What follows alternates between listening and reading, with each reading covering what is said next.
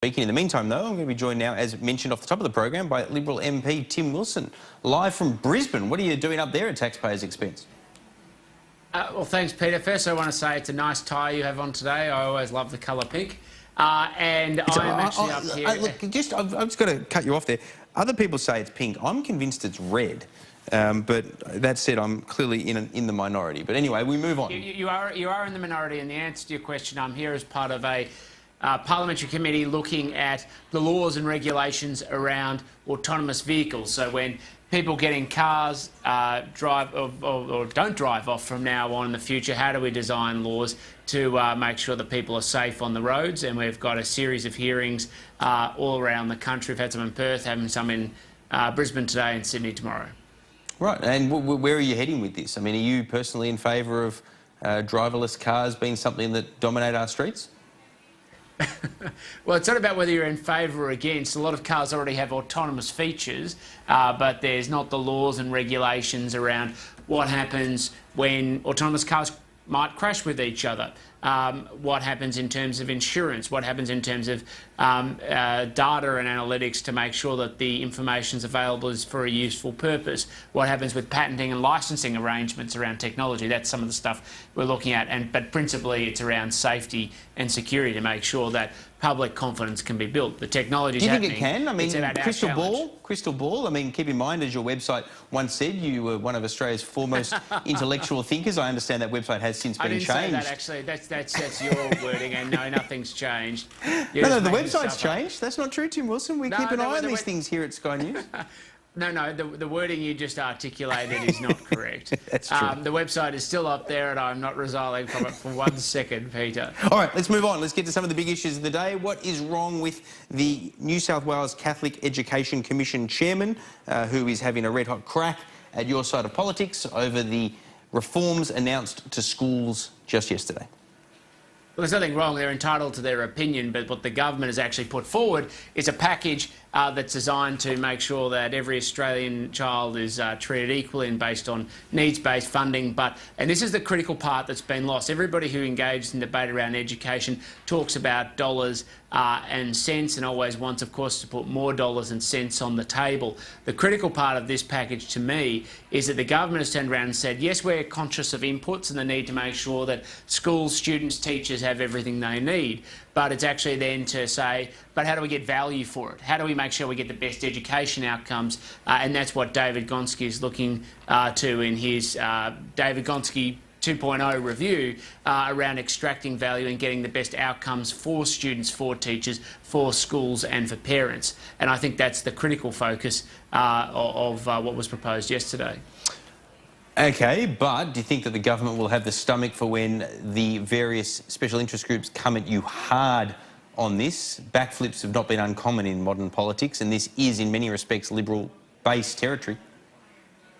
Well, we've got schools. I've got a school within my own electorate that has already written to me about the proposed changes and you know, wanting to reflect their thoughts on that. But in the end, are we coming from a position of principle and strength as a government? And the answer, I think, is yes. Are we saying that every Australian child should have the same equal opportunity as everybody else? Yes, I think we are saying that. Are we saying that schools should be treated equally and we shouldn't be creating special packages for some systems and not others? No, we're not saying that. What we're actually saying is we believe in equal opportunity. What we believe is in schools that can provide pathways for every child to live out their ambitions, dreams and be educated. But more critically, we're shifting the discussion, which in the past has been obsessing on dollars and cents and inputs, and actually saying, now let's worry about outputs. Let's actually worry about outcomes. Let's worry about actually getting what's right for Australian students so that they're ready for the 21st century, for the job market to go into tertiary education, vocational or otherwise, or skills-based training, so they can go on and live, have a successful and happy life. And when it comes to the university reforms, is it coincidence that they've been overshadowed so quickly by the schools reforms, or was that good political timing? What we have is the Education Minister out there announcing a series of measures in light of the budget, and those announcements are have happened, will continue to go on, and I think Simon Birmingham, frankly, is doing an outstanding job. When it comes to the government, I think there are some people use the term quiet achievers. I don't think it's quite right, but I think people who have consistently got their head down, bums up and getting on with the job and delivering outcomes, and I think the Minister is one of those and is showing that over the past couple of days.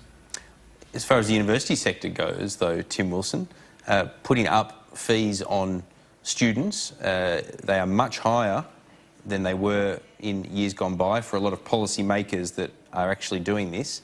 And we know that higher fees, even though they're deferred, HECS obviously has its enormous value in that respect, we know that it does nonetheless act as a disincentive for people from lower socioeconomic backgrounds going into university. Maybe it shouldn't, but we know that it does.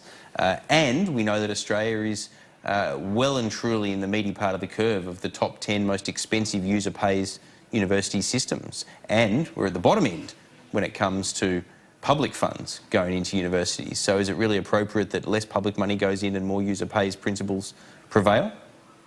Well, Peter, I've been on your program before where you've railed against the idea that everybody should go to university, and equally I don't think everybody should go to university, and I've always had a concern, frankly, about qualification inflation, where people need to get more and more qualifications to do tasks that questionably raise it. And I think what the federal government, the shift towards individual responsibility for funding of education has done is actually make people question whether they should go through tertiary education or university education as the only pathway. I mean, once upon a time when university education was exclusive and limited, it had to be capped by the number of people who could be accepted because it was totally funded by the government, it was a pathway to a particular type of career path.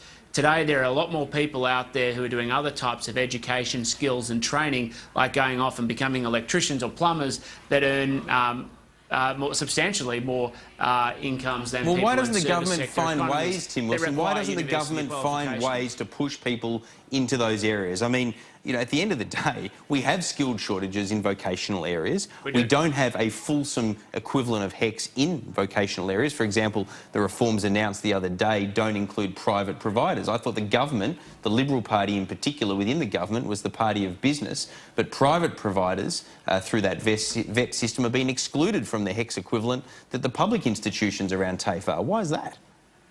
Well, we're the party of free enterprise, not of business, and there's a subtle and important difference. And you know, there's been some issues in the private sector around tertiary education in the past. A lot of those things have had to been cleaned up by the Minister, and the challenge for us is to build confidence and comfort in that sector in the future. And my personal view is always that we should look at ways that private providers are within their rights to compete against public sector institutions seeking to deliver, at least because you get more competitive models and you also often get better outcomes for students. So I don't think you should ever look at a stagnant or stasis and the decisions being made and be made into the future. So, but should we be encouraging people to go into qualifications programs or ways of getting skills? Resolutely yes, but the reality is, at least in my state in Victoria, we used to have that through trade and training schools. The former Labor government many years ago got rid of those, and we're still dealing with the legacy of that, and that's where we're getting a lot of these shortages. Will the budget numbers that we see next week for you as a backbencher, you know, no doubt looking at the performance of your frontbench colleagues, including the Treasurer, will it need to be better than it was this time last year for you to be happy? Sorry, the budget number. The budget numbers, the size of the size of the deficit, both here and now as well as across the forward estimates. You know, I'm always ambitious on these things. What you want to see is the budget numbers reflecting a trajectory back towards surplus, and I think that's always been the government's very clear commitment to do so, and it's because we're prudent and responsible, and you can only trust Liberal governments to seek to balance the books. The challenge we've got, as we know, is there's been legislated expenditure in the past by the previous government as kind of a trap. The senators refused to repeal different pieces of legislation or expenditure in this term of Parliament or the previous one, and we're dealing with the circumstances we are. I think the Treasurer is doing an outstanding job in trying to get that focus while also driving reform, as we've seen with the Education Minister in the past 48 hours, because once upon a time the Treasurer did have a lot more levers and pulls to levers and avenues to pull to try and affect the budget position. But ministers have an important part of doing that in driving reform and refocusing spending and responsibility and outcomes in their portfolios as well. Now, we are going to have to leave you any moment, Tim Wilson, because we're standing by for Gladys Berejiklian, and I'm told now, just as well, the interview came to a natural conclusion, and clearly so for our viewers. Thanks very much for your time. We appreciate your company. We'll see you at Budget Week. Thanks, Peter.